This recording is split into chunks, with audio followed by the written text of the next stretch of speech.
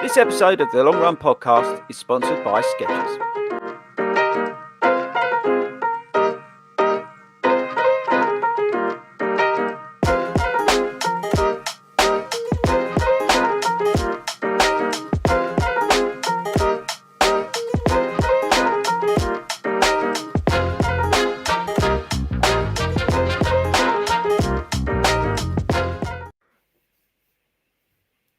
Good evening and welcome everybody to the greatest show you're ever going to see. This is bigger than The Greatest Showman. This is bigger than anything that's big.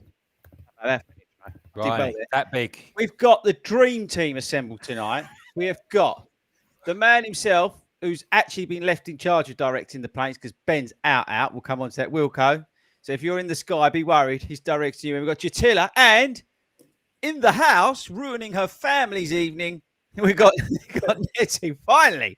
Hi all. Good news. So we've got a packed show, people, and get ready for it. We're going to be talking about running 101 tips. We're going to be, well, what's the best way to describe it, Wilco? Probably giving people more value than they're going to get at Christmas. Yeah. And probably from the show for the next 3 months. We all sort of like cram it into these ones, don't we? Yeah. So the rest of the time we just talk nonsense. But this one's actually quite helpful. So if you look it up on your Spotify, it should have a star by it. So it's sort of like helpful. And we brought in the big guns. We brought Nettie in. Absolutely. We've got Thanks, we've got some, and then Jatila's down there. She's on the sick bench. She was just on the what was it? Lucas age you was drinking. Yeah, I'm on Christmas holidays now. I finished for work yesterday, so I'm treating myself. And you just brought me onto something actually. So hang on, before we do that, before we get shot, thank you very much to Skechers for sponsoring this podcast. Big love to them. Go over to skechers.co.uk. We love Skechers. Another plug, National Running Show. If you're going there, get over to FORDYruns.com. On the community pages, our shakeout run, group run, whatever you want to call it, jog around Birmingham. There's over 200 people coming. I don't know why you're all coming, but it's going to be epic. So just come along. Sign on for that now. I know, 200 people in January around the NEC. I think it's warmer than it was last year. It was absolutely taters, wasn't it? Yeah, it's going to be absolutely amazing. Now we've got a fantastic panel tonight. Actually, some of the usual suspects, Jatila, are out because they've broken up for Christmas. So Ben's out tonight. He's at a birthday party. I'm running with him in the morning. Admin's missing in action. I know she's probably out as well. Speed Goat's laid out properly. And Hayden's not here. But Hayden, to be fair, has actually got a good reason for not being here. What's his excuse? Well, he's actually at the world premiere of Wonka. Because if you didn't know, he's actually in it. Now, I'm not actually making this up for once. Now, if you didn't know, obviously Hayden's fortunate enough. He flies around the world and we take the mickey out of him. But actually, if you've not seen him, he is actually an actor. Now, I'm not making this up. This is a picture I got from the premiere. I just put it out. If you could see, well, no, this is audio based, but he's actually spotting. Can you see him? He's tuned up. I highlighted him. So he is there. This was taken today at the world premiere. Now, if you've not seen Wonka, it's a great film. Hayden, I'm doing you a great plug here. It's a great film. Okay. He has got a small role in it because he's a small person. Here he is. Okay. So, you know, when he comes on, he sings a little part in it. So that's why he's got to apologise, but he's at the world. He's at the world premiere of Wonka tonight. Okay, right. So should we move on? Anyway, you're okay, again. It was so believable. Okay, it was. okay. It really but the thing was. is, the best thing is they didn't have to put makeup on him because that's actually his natural colour with all his fake tan. That's actually his natural colour. So, Chris, I'm wondering whether you've packed up work for Christmas as well because you apparently seem to have had a bit of time on your hands this afternoon. That's a legit. I don't know what you're talking about. That is a real picture. Look, he's there at the premiere. He's the shortest person there, though. Okay, look. So before we get on to what we're talking about tonight, which is like the number one sort of tips and hints for runners, we're going to dive into, because we've got Nettie on today, so we're going to grill her a bit. Oh, God. Yeah, sorry about that. But before we do that, I want to check in with all our panel, and I've got something I want to ask you, but we're checking first. So, Nettie, how's your week been so far? Yeah, okay, actually. Yeah, not too bad. You've been out with the club, haven't you? So yeah, we had our Couch to 5K group did their 28-minute run this Oh. week. So they are on tip-top form, ready to smash it out for their graduation next Saturday. So they've got a week to go. That's amazing. And we'll dive into a bit of that in a bit. Gisela, so you're like done now. Have you done I'm any done. running this week? Or I'm going to start calling you Speedgoat. I have not ran since last weekend. New Toby. And I've enjoyed every single second of it. Getting back out there tomorrow, though, now that I'm on holiday, I feel like I need to get my stuff together because I need to get ready to go, ready for January first week. I've just changed your name. So if you're What? watching this, I can change everyone's name. So I've changed it to New Toby because she does. I'm honoured. I'm She does honoured. no running, like to speak. Oh, by the way, if you're listening to this as a podcast, you're thinking, what the hell are these people going? This is live, people. This is like a unique thing. This is not a polished media company with a script answering questions before they went on. This is live, people. So get in the chat room. I already see some of you in there. Get in there and talk about anything you want. Questions really ideally for Nettie, please, would be awesome. So get in the chat box. I appreciate probably half the nation's out tonight, I'm guessing. So I'm probably expecting not a lot from you lot. But anyway, just crack on in there. If you have been to see Hayden in his new film, also let us know. Give it a rating out of 10. We'd appreciate that. Wilco, what have you been up to this week? Sunday I did the Milton Keynes half. Oh, what was that like? Yeah, it was all right. I quite enjoyed it. It was, I mean, it's December, so you're playing Russian roulette with the weather, really. It was a bit wet. There was a couple of, one of the canals burst its banks, so there was a sort of like ankle-deep puddle about 3/4 of a mile from the line. But yeah, it's a bit of a novel experience for me, really, because one of the members of the London Satellite, Gemma Alice Stevenson, she was looking to do her first sub-2, and asked if I could run with her for, sort of like to get a go. So we did the first 8 miles together, and she got it done. And she'd done her first sub-2. So that was a new experience for me, trying to sort of like help guide somebody towards getting a goal themselves. And I thoroughly enjoyed it. It was very good. Oh, so nice. What was the route like? Yeah, the route is because it's Milton Keynes. A lot of it is. Well, no, because you don't actually, you hardly see the road at all because there's a network of sort of cycle paths and things like that. The difficulty is that the paths are quite narrow and surrounded by grass, so that you're only sort of like you can only get sort of like 3 or 4 people wide.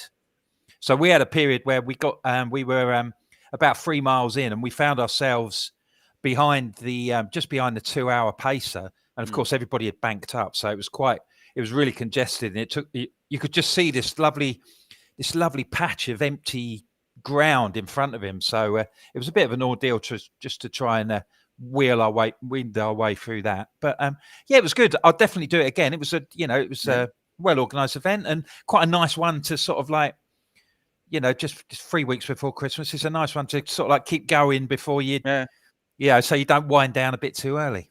What about you, Nettie? Did you do the Santa run or whatever it was, the reindeer run? We absolutely did. It was the most amazing run. Out of all of the runs I do, I love that one. Every year, Southend Rudolph Run is a smasher. Yeah. Just everybody dresses up. It's such a fun run to do. There was everybody there. There were people that were walking right down to the people who were running it. Brilliant. There was everybody there was out to have fun. There was guys smashing it, at I think the first guy came in at 20 or something minutes. And, there was our Hells Bells smashing out a 35-minute 5 miler. Yeah. And then there were everybody in between. Christmas finery. Yeah, it looked good. The chairman was there. He was sending me videos. I did. I saw the chairman and Mrs. Chairman, and got sent some pictures from them, which were absolutely cracking. Yeah, they actually love. And talking of races, right? So Hayden put this thing in the chat thing, the long run. So just to fill you in, we've got like this WhatsApp thing of all the hosts and that, and we plan the shows out like literally 3 minutes. We do. We plan it, and it's like who's on today and what we're talking about. But anyway. The Hayden put this thing in. Was it the Kingston Half, Wilco? Yes. So we want to know from you, if you're watching this live, get in the chat box thing if you ain't out on the sauce tonight. the Kingston Half in 2024 is going to be, they're not giving out medals, they're giving out race mugs, which I'm not sure. We'll go around the panel, right? I'm not sure. I think I like the idea of it because the only reason I'm doing there's two reasons I'm doing the bunting for 10 coming up. The first reason is that Simon gave this a 10 out of 10. Now, if it's a race that he's given a 10 out of 10, I've got to go and do it. And the reason he gave it a 10 out of 10, the only reason he gave it a 10 out of 10 is because he got a cup of tea in a proper mug at the end of the race. Right? Wilco's nodding like, yeah, I loved it. So in some respects, I quite like the idea of having a mug because I drink a lot of coffee. So I like that. But I don't know, Nettie, what do you think? Yeah, no, I'm a medal. You're a medal. Yeah, it's just what it's all about. Okay. I do love a medal. I love all the sustainability and the idea of something practical. One race I got given a running, like a water, right? A proper like water thing, and no, I still wanted a medal. Tilla? No, I think it's too much for me. Like, how many races? When we start getting loads of mugs, there's going to be my cupboards are going to look awful. What the Lucas say? My cupboards are going to look awful. Like, they're just not going to look great. I mean, maybe for a certain race or like a chosen one, I can't be having clutter of loads of mugs.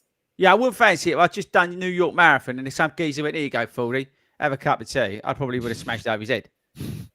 Do you know what I mean? That's the only thing. Cup of tea sounds great. Like, obviously, like hand me a hot drink after, fantastic. Come and do bunting for 10. Oh, it's sold out.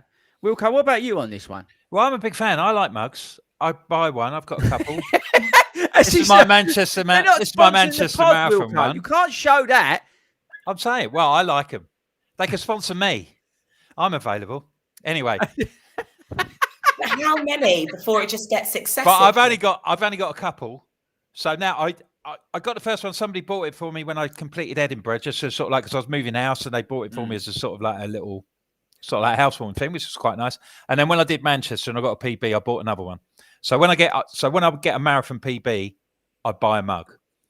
And what I'm thinking, it's a novel idea, isn't it? Who's the poor fella who's got to put them all in his car and get them to the finish line? That's naughty. That's a lot of pressure.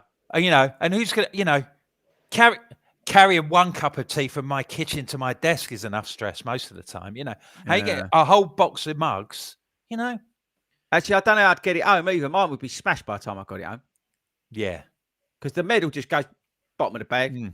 I will say, though, it is something that I do like them because I use them.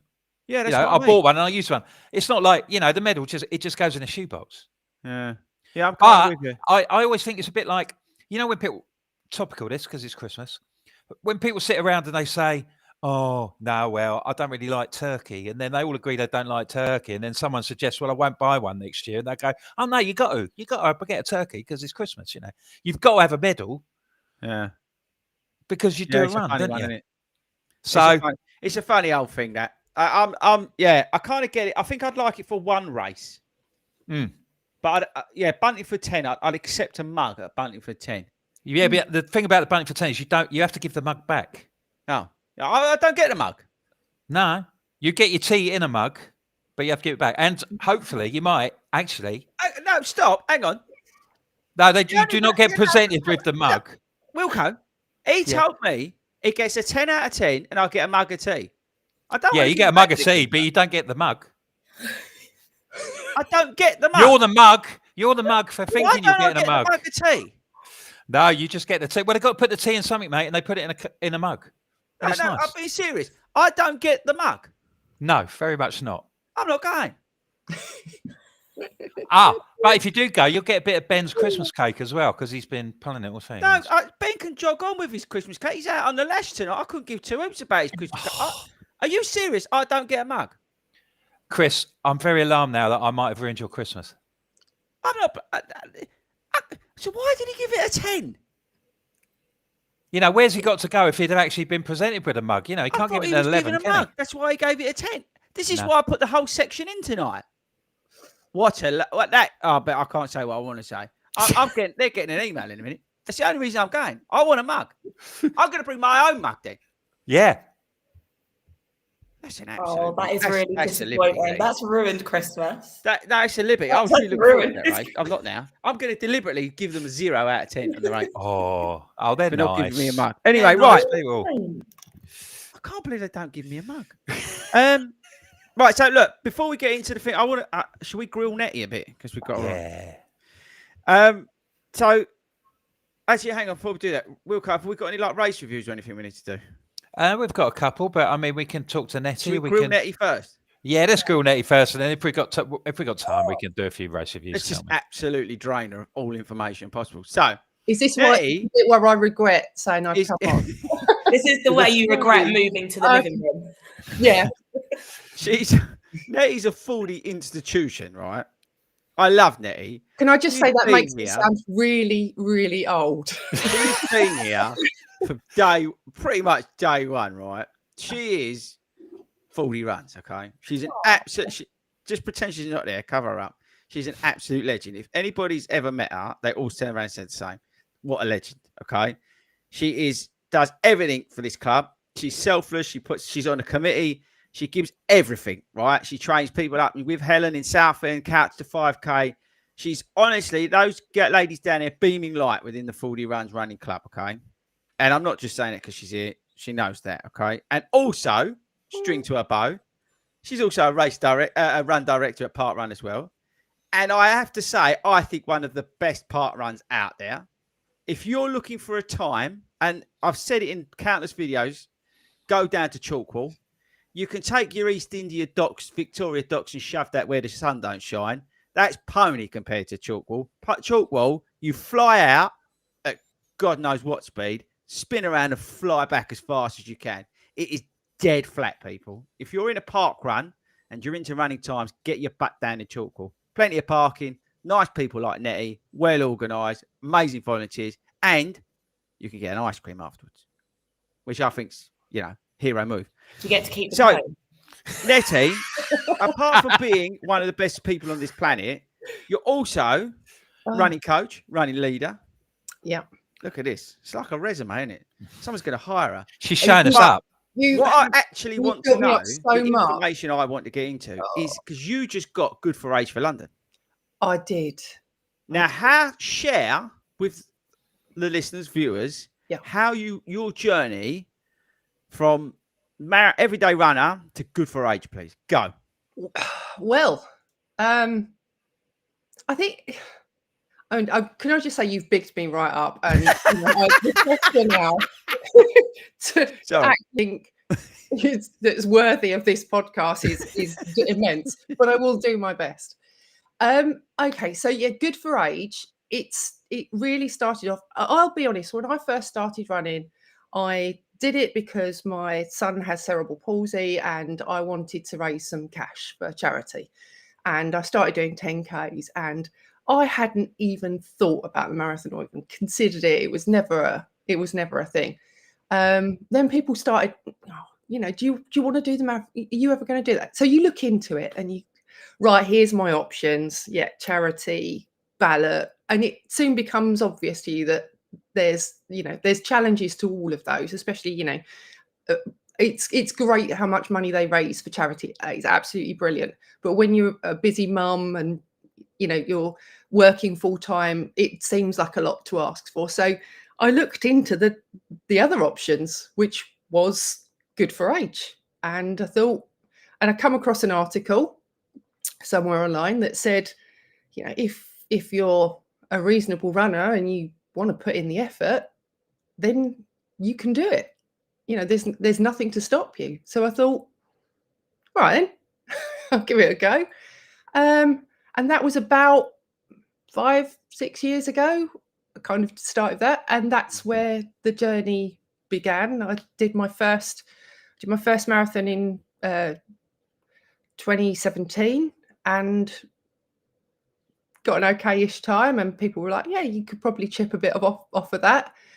And then lots of working up after that. A few mistakes with the training and things not going right, and then you just put some effort in and training 5-6 nights a week, the strength work and everything else that goes with it. And, and it's easy when the thing that you want to do is your passion. It's what fires me up. It's what, I wake up in the morning, the first thing I think about isn't what have I got to do for work today? It's how do I fit my run in? How's everything else going to work? How am I going to get to run today? So, but that's it. That's how I did it. And I've done Yorkshire Marathon so many times now. I think I pretty much know every. They got a plaque of you up there. They ought to have, really, now. Because it was my first, and because it's a good flat one, I kind of did that one, and that's where I got my good for age in 20. I mean, and that's not a flat course. It's flatter than people think. It's got a bloody great big hill, isn't it? I've done it. You've done, of course. Wilco's done it. You did it with me, didn't you? Was it 19? Yeah, that was my first one. Yeah, first one. Yeah, 19. It's got a hill in the middle, which is no fun. And somebody stupidly put a hill at 25 miles. That's it. Yeah, you come around the corner and that hill is in front of you. But as soon as you go over that hill and you run down, you run into the finish, and it's spectacular. Or you cramp up 200 yards from the line like I did. But oh no! Yeah, but you styled it out, Wilco. Yeah, I was nearly that bloke on YouTube. No, you styled it out. I want to pick up what something Nettie said about the strength and conditioning. Yeah. Talk to the people about what you do. What strength and conditioning? What? Which bit? I mean, there's bits. Okay, give us a brief overview, because again, it's that sort of thing that we all go, I'm going to start doing all this training and stuff. We don't worry too much about it. What kind of stuff do you incorporate into your week in terms of strength and conditioning? The thing about strength and conditioning for me is, fitting it in. I try and do a kind of a class a week at the gym to, as my main one. And a lot of the other time it's just trying to fit it in. And you'd be surprised the places that you can chuck in a little bit of extra strength and conditioning. You've got to clean your teeth for 3 minutes twice a day. Why not squat while you're doing it? Stuff like that. It's doing sort of squats while I'm cleaning my teeth. You put your band walks on and you make your tea in the morning with your band on. So you can, I'm a big fan of shoving in a bit of strength and conditioning wherever. Everyone in Malta's now going to be cleaning their teeth while doing squats. I've got this vision of the whole nation squatting and cleaning their teeth. You got to say, Wilco? Yeah, I'd heard this. I was going to say that. One of my, when you mentioned this, I said, come on in, Nettie, tell us about squatting while you clean your teeth, because I'd heard that this is one of the... it's my thing. You might put she might put it up when it was, we were doing strength and conditioning. I think she put it up on the comments one week. Really? Yeah. Jatila, do you squat and clean your teeth?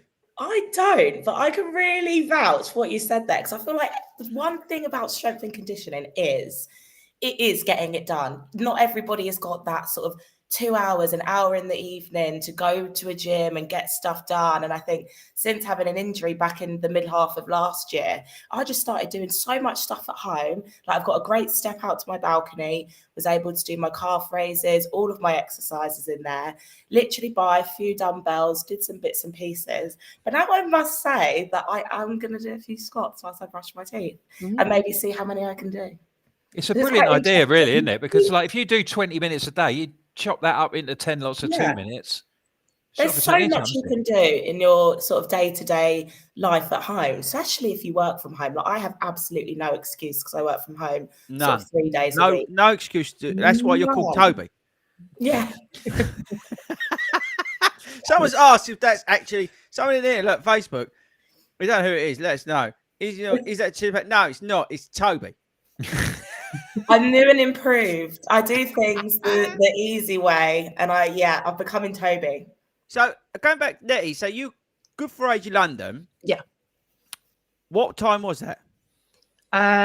So fortunately, well, originally the time that I was always aiming for was 3:53, because I was in the 45 to 49 bracket. So that was the one I was trying to crack. I nearly did it at Brighton. That was the Brighton Ultra. Oh yeah, when they did it long. Yeah. And because I lost my head at the end, and I would have done the marathon pace if I hadn't have walked the last half a kilometre, because I just decided that I'd missed my target, did it. But then when they put the correction in, it would have worked out that I, kind of about 30 seconds off, but never mind. Then I managed a kind of 3:56 and a 3:57 at Yorkshire. Then when I went back to Yorkshire again, I turned 50 and managed to do a 3:49. So I got the 3:53 that I wanted, but I also, because I'd turned 50, my new benchmark was 4 hours. So wow, what's a BQ for you? That's a different story. The BQ is 3:55. So you got your BQ. Oh, but are you out by 11? The change. Yeah, I got caught on the calf, so I had a 5-minute 29-second buffer. I had a 5-minute 18-second buffer, and it was a 5:29 cut off this year. Oh, so you missed. You were one of those unfortunate people that got missed out. Yeah, shit, that is so bad. I feel 11 seconds. I've got a photograph of the race that I qualified in at Yorkshire 22, where I walked for a little while, and I took a photo of the 22-mile marker because I was having a little bit of a walk.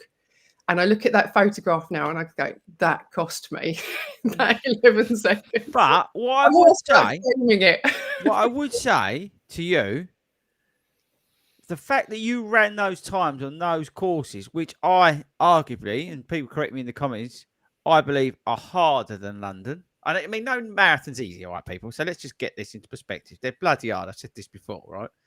But I think if you get let loose on London, I think in April you'll get that time. Well, obviously, because I had a bit of time out for injury. So I've had to come back. I've had 9 months off pretty much with my foot surgery. So because I had the foot surgery 2 days after I did my BQ. So I had to build back up, and that's why I was doing all the cycling. Yeah. And then Berlin was my comeback in September. So I've got London this year, and I'm aiming to get sub 4 again for that as my kind of stepping stone. And then I'd like to go for the BQ again in Chicago. What a legend. She's going to smash it. So that's the hope. I want to try. Yeah, I think you've got it in you, girl. You've got no worries there. Absolutely. And I think to come back from adversity, like with your foot and stuff, I think will make it even sweeter, especially with the knock, with that absolute nonsense about the BQ times where they stuffed you up like that.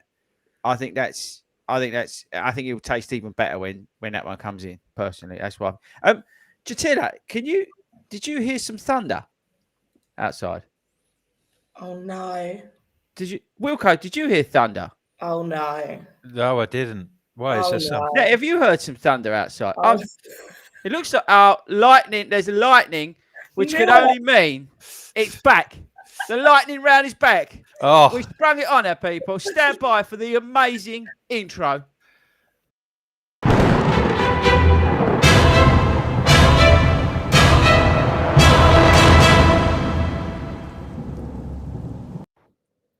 Yeah, I sprung it on her. Look. Oh no. It's an oldie but a goldie. It's back, people. And I've got some questions for you now.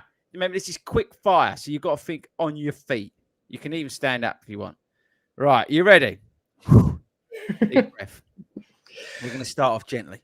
Favorite distance? Marathon. Trail or road?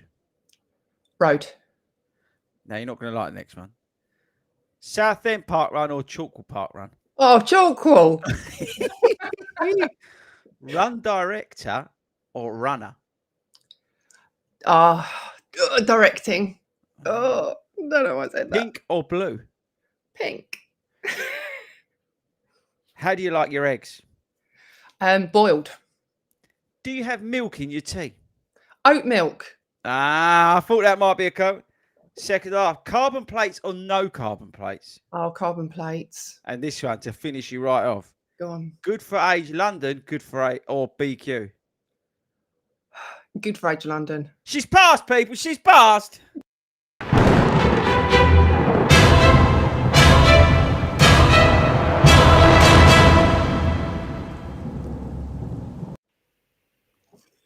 Brilliant. Yeah.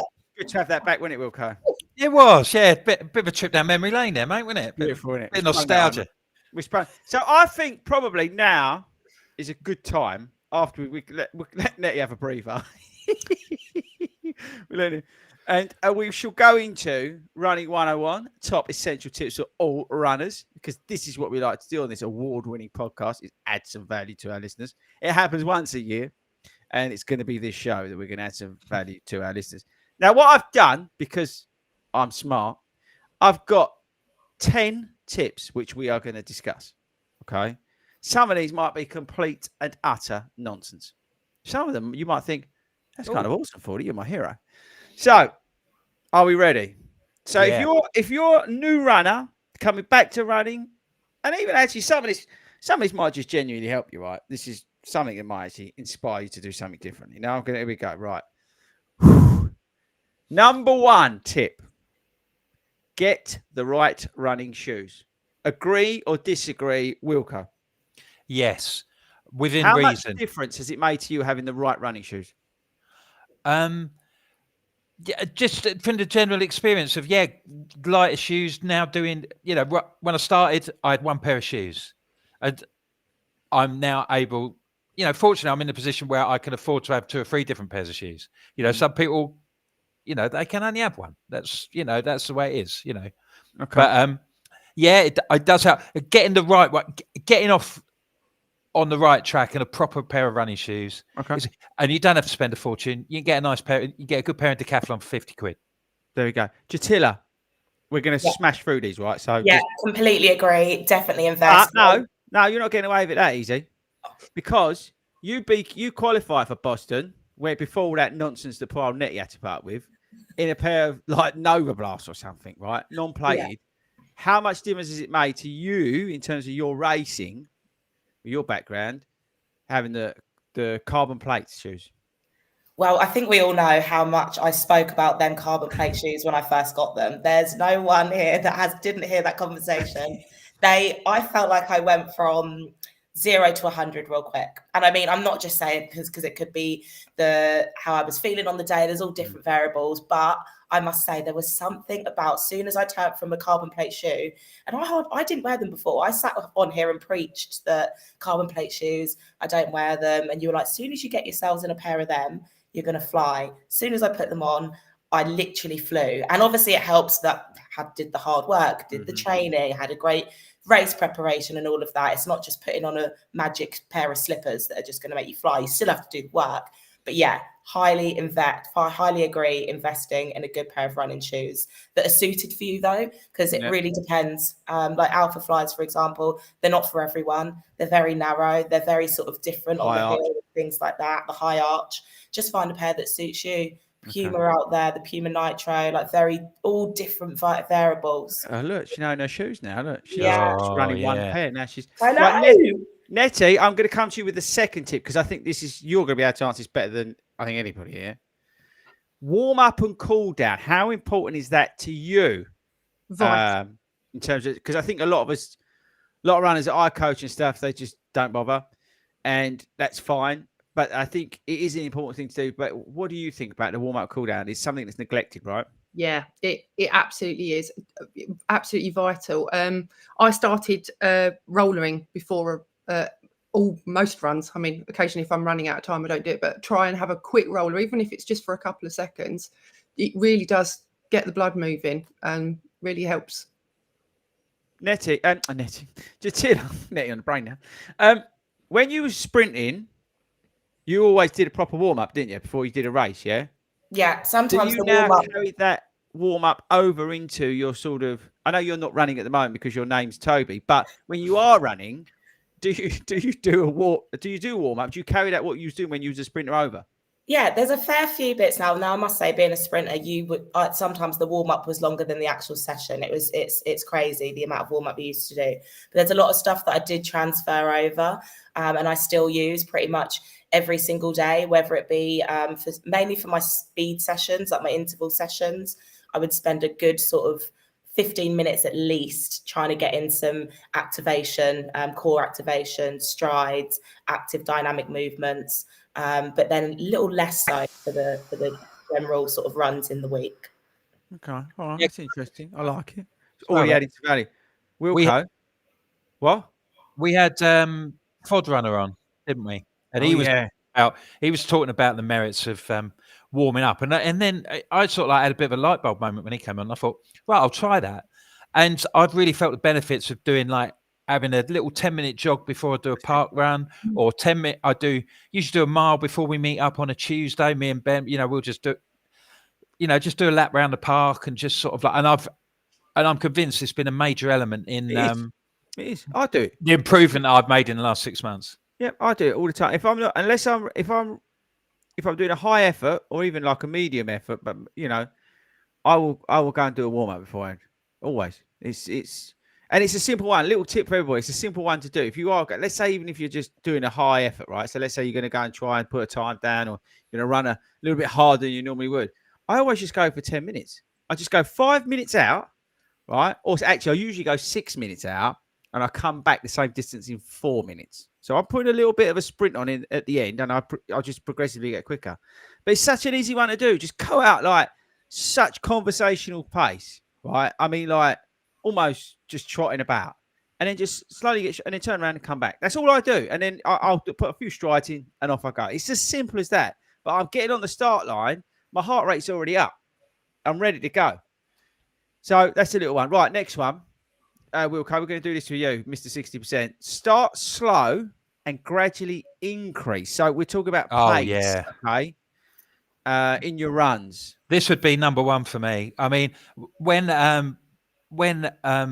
lockdown kicked off, and I set up a little group at work of sort of like, because people couldn't do anything, running was all they could do, and I had a lot of lads who were sort of like they'd play five-a-side football, but they wanted to do something, so they went running, and they were like, "Oh, I've just done this. I've done 5K, half an hour for a 5K. I'm going to do it in 28 minutes tomorrow, and then I'm going to do 10K on Saturday, and then I'm going to do that, and then 2 weeks later, it was like, oh, I've done my hamstring, and they'd lost all the momentum that they built up in the first couple of weeks.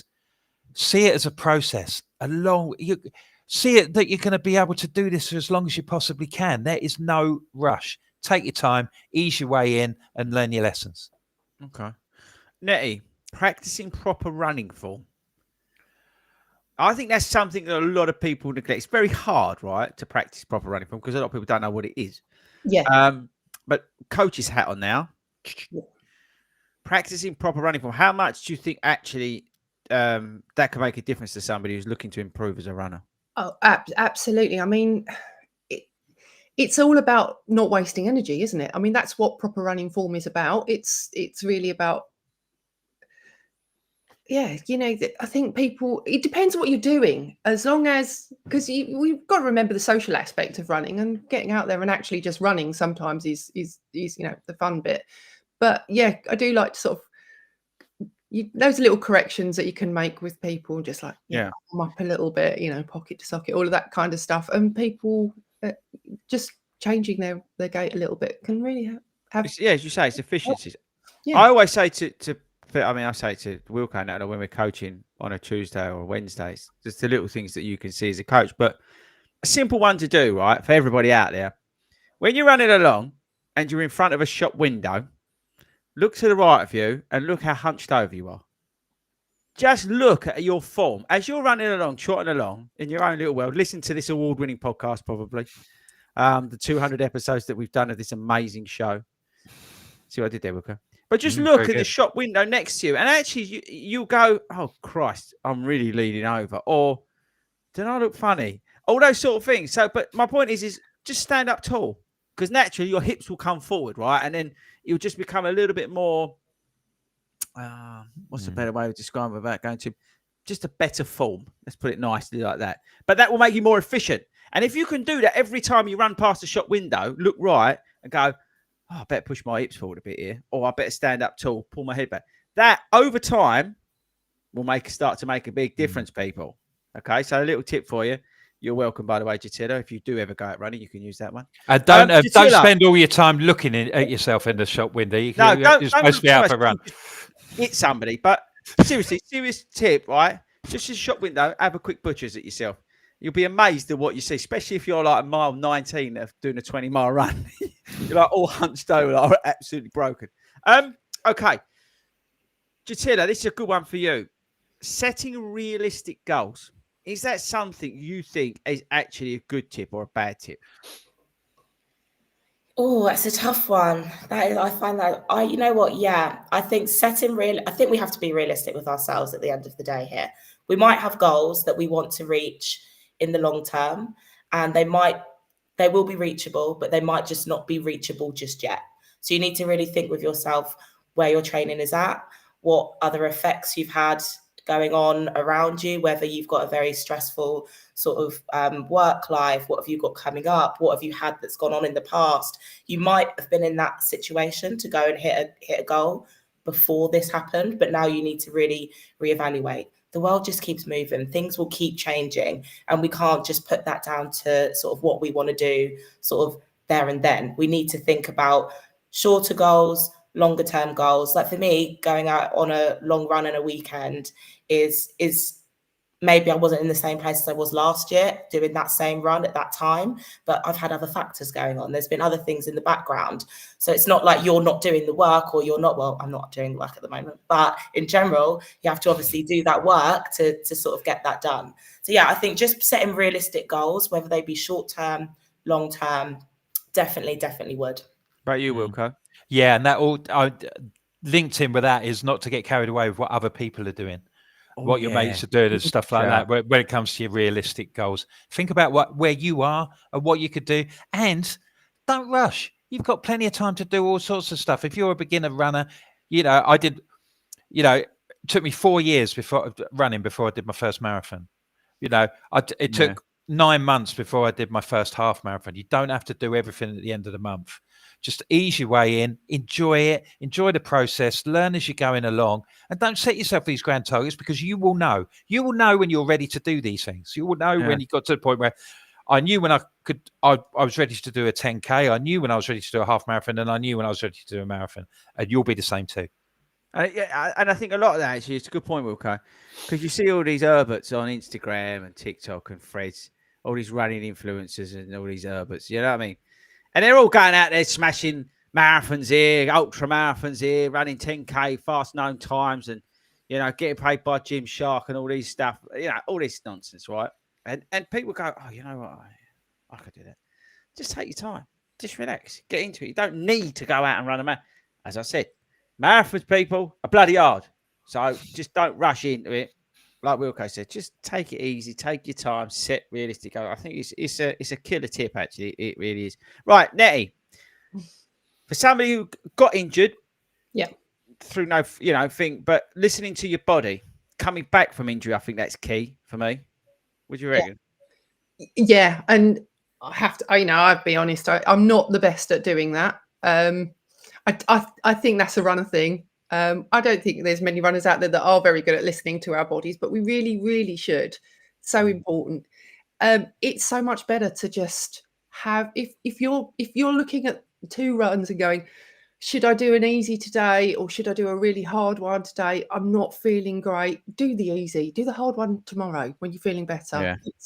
There's no point in breaking yourself to push to do a harder run when an easy one will be just as good. And but that's not to say you can use that as an excuse to slack off. No. But yeah, listening to your body. If you're not feeling well, there's no point in pushing you. Yeah, I always say like people who come back sick, give it a couple. The day you feel all right, then give it a couple more days and then come back. It's going to make no difference. You've probably missed a week already. So what's 2 more days? It's going to make no difference to you, right? So always listen to your body, especially in like a training block as well. Let's say you have signed up for Manchester next year, right? and you're in your block and you're in that week where you're just broken because everything's catching up with you. Because the first couple of weeks you think, I can't do this. Second couple of weeks you think, I feel like a hero. Then you go, oh, there's no way I could do this. I'm broken. And then start listening to your body. And if, like Nettie said, if you've got like, I don't know, a medium effort on your plan or whatever, just make it an easy one. Or switch your days around, push something to the end of the week and do a lighter one. And, just listen to your body because it will catch up with you. When you get to that point as well, that's where the community aspect comes in. That's where you're meeting up with your mates at the satellite club. And like the number of times because of marathon, it doesn't matter what marathon you're doing. You're all around the same sort of block. And sometimes you feel terrible. And I go on a Tuesday night and then I speak to everybody else and I feel a lot better because they feel crap too. And they're going through it and they're feeling a bit, I'm moaning at my husband. Oh, I'm terrible to live with at the minute and all that sort of thing. And they're going through exactly the same thing. And you just think, I'm not the only one. And that's where the community comes out really good. We'll come on to it, Wilco, because it's tip 10. Right. Tip 7, we've covered. Incorporate strength training, tick the box. I think we nailed that earlier, right? Listen to what it's saying. I was just going to say, sorry. One thing that being on the injury bench for a long time made me realise is that actually before that, if I had to spend a week off because I was unwell, I'd be, I'm going to lose everything. I'm going to lose all this fitness. And I was so surprised with how little I lost over the 9 months that I really couldn't run. And how quickly it came back once I could start running, or is coming back. Okay. So I'd say to people, don't worry if you need to take a couple of weeks out because you've got the flu. Don't rush back into it. It's really not worth pushing yourself for the sake of a couple of weeks. Yeah, I totally. Well, in fact, I 1,000,000% agree. Now, this one's a good one for you, Toby, because she was on the Lucasade earlier. Staying hydrated and maintaining a balanced diet, Gisela. When I say hydration, not the old what Ben's on tonight. Outside of the festive period, may I add? Yes. Like from December 1st, I go all out of the window. I'm here for enjoyment right up until the 1st of Jan. I love it. It's fantastic. I can't wait to go home and eat my family's fridge. I can't wait. But no, I think just in general, in a training block, I think it's a no-brainer. Like you're going to be tackling some really difficult sessions, whether that be running sessions or lifting sessions. And it goes back to the point of including that and making sure that you're consuming enough of the right foods for you to perform at your best when you are in training and when you're out of training. You can't go and tackle a 20-mile run off, unless you're Toby, a KFC or like a full litre bottle of Lucasade. You have to be realistic here. Like we need to look after our bodies, and especially when you're in these training blocks. Like I did a gym session not too long ago and was looking to go and hit sort of PB pace and PB weight. Just felt really weak, and then I thought to myself, you know what? I had a really early lunch. I ate my lunch at like 12 o'clock and I haven't had anything, and it's now nearly 8 o'clock at night. You have to be realistic here, and if you want to perform well, you need to make sure you're fueling your body correctly. Obviously have these cheat days where we want to go and eat what we like. That's absolutely fine, but we do enough to assist with that. It's true. I had that on Tuesday this week. Actually, last couple of Tuesdays, I just felt a bit. I've not eaten enough basically in the day. I just and I felt a bit light. So I went to Sainsbury's and got something. But yeah, you're right. You've got to make sure. Simon told me off because he said I wasn't eating enough. Penultimate one, and it's not my favourite, but it kind of is. But let's ring fence the last one because that is the ultimate one. But staying consistent, right? I say it to everyone. I think I think people are sick and tired of me saying it. But consistency is king. It doesn't matter whether you are couch to 5K, right, or going for BQ. Consistency wins every day of the week. Going out 3 times a week for 16 weeks will get you across the line, whatever you're doing, right? Or going out for 4, 5, 6, 7 times, whatever it is. But being consistent at that is what will get you there, because the body hates ups and downs. It really hates them. It gets really upset with you if you start doing loads of stuff, then having a couple of weeks and doing loads of stuff again. It really pisses you off, right? So the most important thing is consistency in running will make all the difference, because you're building aerobic base. You know, you're doing all the stuff in terms of your muscle development, everything stuff. We're keeping it really simple, but that is ultimately what will help you, whatever your goal is. And we're not all about And I managing. think as well, it aids it from a mental perspective as well. Correct. If you're consistent, and then if things become a habit, then they become effortless. Correct. It's not effortless to I do know the what you running, mean. but it becomes effortless. The organisation, from an organisational perspective, like it's sort of like, like Mondays. Monday, I do a 4-mile recovery run on a Monday, and I go to a yoga class in the evening. Tuesday, I come and see you. Wednesday, I go out with the London group. Thursday, I do another run. Friday's always off. Park run Saturday, long run Sunday, and that's the way it's been for about the last 6 months. Yeah, and look at the difference it's made to you. He's like Mr. PB this year, and that is down obviously hard bloody work, but consistency. Nettie, you're nodding up and down like this. You 100% agree, don't you? I do, absolutely. Yeah, it's routine. It's doing it. It just becomes part of your week, and then you don't even have to think about what you've got to do that day. It's just your body knows. It's kind of like you're just finding your why. Like I always look at it like this, like everybody's got a why for doing something. And I feel like when you go through those, people will go through that up and down. So you'll have those stages where you're not really feeling it, but then you revert back to, well, like, why am I doing this? And a lot of the time you think you could be doing this for any aspect. You might be chasing a goal. You might just want to be more involved with the community. You might be looking to find new friends. It might be for your mental health or your physical health. But sometimes just thinking about what your why was from the very beginning is something that tends to help me sort of push me out of that door as well. So yeah, always think about when you're starting off, like, why am I doing this? What is my why? Our final one, which is, like I said to you, my favourite, because it naturally comes to us all, is finding your tribe, finding your group, finding a social group, finding a running group, finding a running buddy, whatever that form is, yeah, but finding your tribe. I mean, unless you've been living in a shed and you've just tuned into this because you're thinking, oh, something on Friday. I mean, 40 Runs Running Club, biggest running club in the country, right?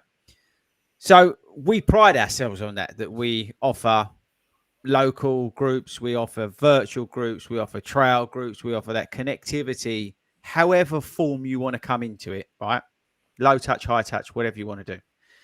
But as Wilco was saying earlier, it can be genuinely a game changer. Even if you're one of those people who can't, anxiety stops you going to stuff. Again, it's why I started all this nonsense, all right? But it can genuinely be a game changer. Now, Nettie, I want to go back to what you was talking about at the start with regards to the Southend Catch to 5K people, because those ladies I have seen from afar their journey from coming to you, the dream team, let's call it, down there. Oh, and I include the whole team. Big shout out to our hills. Yeah, exactly. But if you think about that, they found you guys, right, through 40 runs. And now they're going out and smashing marathon. I mean, they're just all over the place. But the point is they found that support for a running group, a local one, and they started off a Couch to 5K. And now that has changed them. So that's why it's our biggest tip. So just briefly talk about the change in which you've seen from when they came along to you.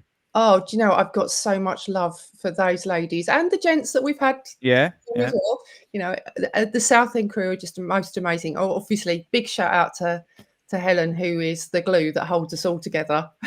She's the one who makes the dreams happen. But those ladies, we've got, like you say, we've got ladies that came to us.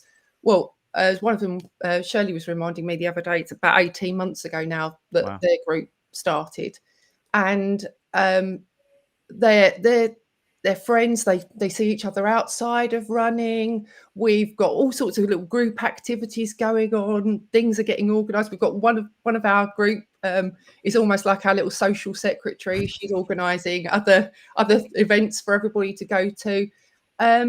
But we're talking about a group of women that, when we first mentioned running for a minute, looked at us horrified. It was like, no, we can't do that. We can't do that. Now they're turning up, and not only are they coming along to help our new Couch to 5K group, they're staying on and doing that and the next group afterwards. and doing another, 5, 6, 7K on top of that.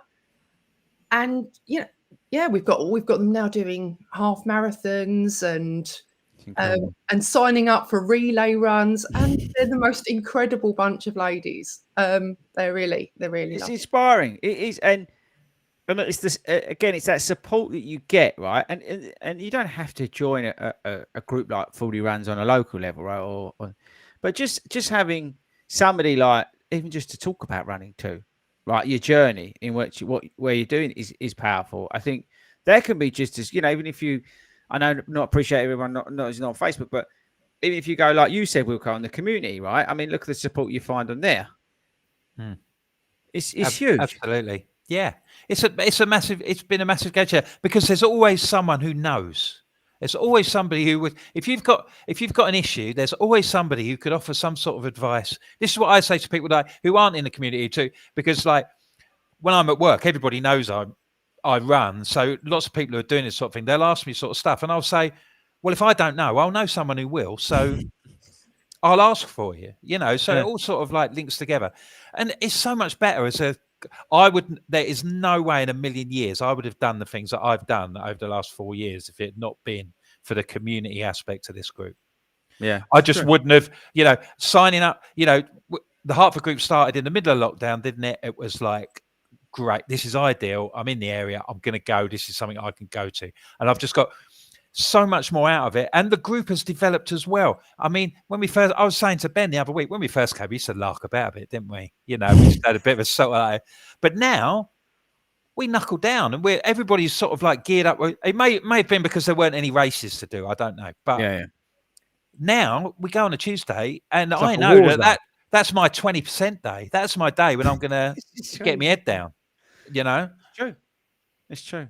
Actually, and I tell you what, that's a great. So look, let's park them, because I think we've probably provided so much value to our listeners tonight that they're going to think, was we listening? No, it can't be the running channel because they're not qualified to talk about anything. But is this another podcast where we've actually learned something from some professional people? This is like so much information.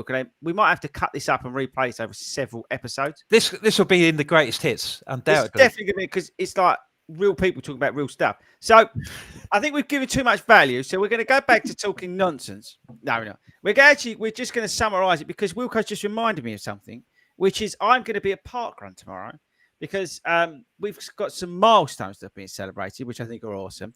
And I think I would say the last sort of thing to add on to what we've all just spoke about is use Parkrun, people. Right? Parkrun is an incredible thing. We are very blessed in this country. I know people listen to this in Peru and Singapore and everything else, but we are so blessed with the amount of Parkrun that we have available to us. A free weekly 5K social that you can walk. You can take your dog, kids to a degree. But there's junior Parkrun as well. But you can get involved in that, right? So there's that community aspect that's free and open to everybody. And it's the same ethos as the 40 Rounds Running Club, about that inclusivity. And it doesn't matter how fast you run, it's not a race, yeah? So I think I would add on to everything that we've spoken about. Don't neglect Parkrun. I know a lot of people work shifts, Saturdays, and it's not there. But if you can get along to it, I think it is. I mean, look, we met Jatilla through Parkrun, right? Wilco, we're going to Parkrun tomorrow to celebrate some milestones within our local group, right? Everyone's invited to come along, by the way. I'm going to be at Berkeley Park. It's the worst Parkrun that I go to. They're going to hate me for saying it, but a lot of people love it, but I can't stand it. But I'm going there because I want to be with the family, the local group that we got round here. And Nettie, you're a run director. The power of Parkrun for you is overriding, right? Yeah, absolutely incredible. It's another community aspect to it. Like we said, we're running Parkrun at Chalkwall on Christmas Day. I probably shouldn't say that because everyone will turn up. We'll be overrun. But it's out there on the thing. But like we said, that could be for some people the only chance they're going to get to see something on Christmas Day, and that is worth remembering. Old New Year's Day, it brings people together, and that's the most important thing. Yeah, and that's how I wanted to finish it. I think it's a great way to sort of wrap up these essential tips, as we've named this to get great SEO. Thanks very much, YouTube search engine. But it is genuinely, if you take anything away from tonight, from this show, is to go to parkrun if you can. It's brilliant, right? It's amazing, and it's free, and everybody can do it. Doesn't matter where you are in your journey. So get along to parkrun. If you want to come to one that's got about 80,000 hills and does 4 million laps, he's exaggerating. What's that? It's all right. Nah, it's all right. That's awful. That's just because I'm miserable. It's actually, I tell you what, Bartley Park Run, if you're doing like marathon training and stuff, like or half marathon training, it's bloody good to get over there for the hills in there. It is genuinely a good session. If you can get over there and smash that out, could run a good time there. It's actually very good. I did say on the Hartford chat that his adverts running up hills for about the last 3 or 4 weeks. We really ought to put it to some good use and run somewhere with a few hills. We did this. I'll tell the guys that we did this. We did the Star Wars trilogy. It's called. We did. It's brilliant. Episode 4 was Star Wars, and that was Petra's PB done this session. It's called the roller coaster. You start off uphill, it goes downhill, goes uphill, uphill, uphill. You turn around, and you go back down the hill, and then go uphill, down. It's brilliant. Then you did episode. What was it? Empire Strikes Back. Empire Strikes Back. Actually, we ran up Wilco's Hill. We've named the hill after Wilco, and they had to run up and down that as many times until we broke them. And then Return of the Jedi, we took them out for a nice gentle 1 mile, and then they had to run up. It's called McDonald's Hill because it goes up to McDonald's. That is brutal, isn't it? That hill. That's a killer. Yeah, it's no wonder. Well, it's Gallows Hill in Hertford because that's where the gallows used to be at the top of that hill, and I think everyone got knackered going to public execution. It's awful. Honestly, it doesn't matter how fit you think you are. I said to them, you've got to do it 6 times. I think they're all done after 3. It's a killer. It goes on forever. So anyway, go back to the point. Get your heels in. Right, so we're going to leave it there, guys. We've gone over an hour. I don't know how. That's our last live show of the long run for the year, believe it or not. I'm live this Monday on Bite Size, 8 o'clock, and that's going to be the last live Bite Size on Monday. And then we're going to leave you alone until the new year, where we're going to come back. There's going to be some big changes going on. Wilco? Yeah, I'm going to make some big changes. Am I involved? I'm not going to say it then. Have I got to say me goodbyes? You know, I'm going to roll the credits. Interviewing everybody over the Christmas period to see if they're up to scratch. For the new season. I'm like the Spurs man, and that's why I've got to go because Spurs won. But I'm like the Spurs man. I'm going to be making January transfers. I'm looking for a centre back. I'm going to think I'm going to get Netty in full time.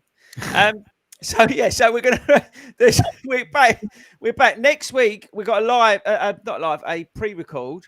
Yeah, which I think it might be Hayden's one. The Oompa Loompa himself might be talking about his 6 stars next week. So tune in for that. If it's not that, it's our setting our goals, which we all recorded the other week as well. So anyway, knock yourselves out. So if I don't speak to you, have a great Christmas. Thank you very much, genuinely, for all the support of this podcast this year. We are back at the National Running Show in January if you want to come and see us live. I don't know how much the tickets are. I've got no idea. Probably should know. But come along. Come and join the group run afterwards. There's only 200 of us doing it. So let's make it 500. So come along to that. That's free as well. Let's absolutely shut the place down. I want to thank Wilco. I want to thank Nettie. I want to thank you, Toby, who's actually going to go and do some running this weekend. Let us I'm actually going to park run tomorrow. I am. Now. She's actually going to do some running. Yes, all I can say is I wish you a Merry Christmas. We're gonna put this back up because it's a great picture, and we shall see you all later. Bye. So bye. Stay.